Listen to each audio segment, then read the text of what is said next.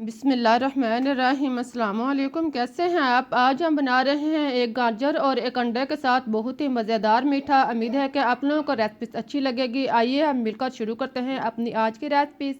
इसके लिए आप एक अदद गाजर बड़े साइज़ की लें। इसका छिलका उतार कर इसको आप धो लें और फिर आप इसको क्रश कर लें। देखें, आप इसको इस साइज़ का अच्छी तरह क्रश कर लें। सारे गाजर को आप इस तरह क्रश करके एक साइड पर रख दें। अब आप चूल्हे पर पैन जो कोई बर्तन रखें, इसमें आप क्रश शुदा गाजर डाल लें और इसको 1-2 मिनट के लिए नरम कर लें। पहले आप गाजर को वैसे नरम करें और फिर आप इसमें 2 से 3 खाने के चम्मच चीनी शामिल करें और इसे मिक्स होने।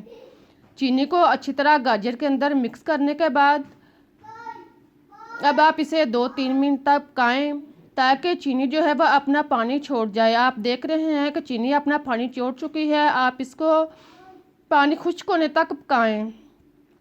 आंच लो कर दें और इसे पकने दें। अब आप आधा कप खुश्क दूध लें और इसमें अंडा तोड़कर डालें और इसको अच्छी तरह मिक्स कर लें।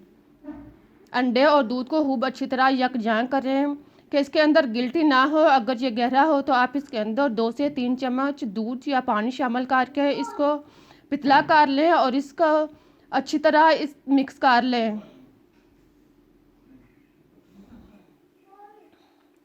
देखें, अब हमारे गाजर का पानी जो है वो खुश्क हो चुका है। आप इसको उतार कर एक साइड पर रखें। गाजर मुरब्बे की शक्ल में तैयार हो चुकी है।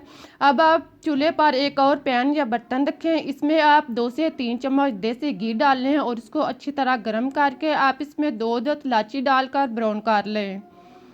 जब इलायची अच्छी तरह ब्राउन हो जाए तो फिर आप इसमें अंडा मिला दूध डाल लें और इसको आप पकने दें। देखें, आप इसको डालकर आप इसे दरमियाने आंच पर अच्छी तरह पकने दें। साथ में आप चम्मच चलाएं और इसे 3-4 मिनट तक पकाएं। आप देखेंगे कि जैसे जैसे आप चम्मच चलाते गए हैं तो ये गहरा होना शुरू हो गया है। आप इसको इसी तरह पकाते जाएं और इसका दूध खुश्क होने तक इसे पकने दें। 3-4 मिनट तक आप इसको इसी तरह पकने दें।